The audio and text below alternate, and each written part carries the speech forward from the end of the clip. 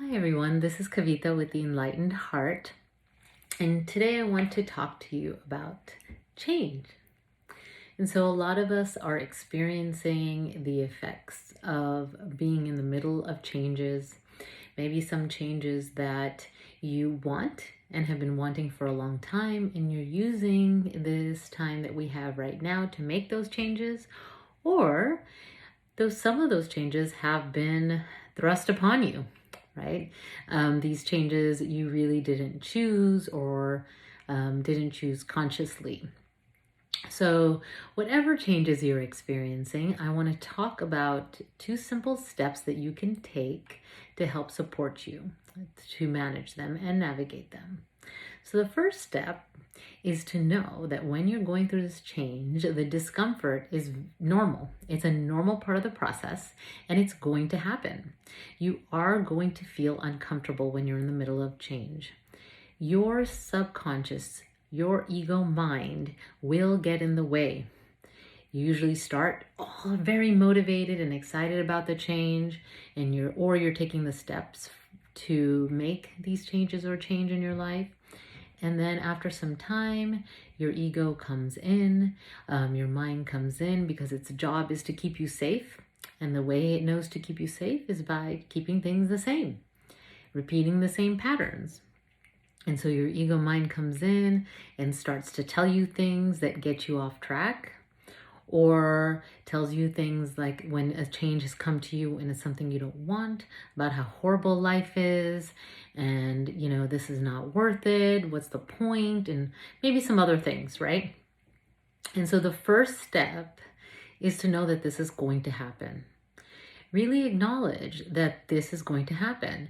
Your ego is going to get in the way. Your ego is going to tell you to stop some way, some shape, some form. Okay. And so knowing this and being prepared for it creates an opportunity. Okay. And the second step is to acknowledge what is happening and what is being said. And whatever is being said, whatever your brain is telling you, there's some truth to it. Okay. And even if that's the perspective. So acknowledging this instead of pushing it away. So acknowledging that this change is hard. And so when your brain tells you that this change is hard and it says, I don't want to do this, it's too hard, you can tell your brain, or basically you're talking to yourself, which is a strategy, right? Because we're talking to ourselves all the time, so you can use it to your advantage. So telling yourself, yes, you're right.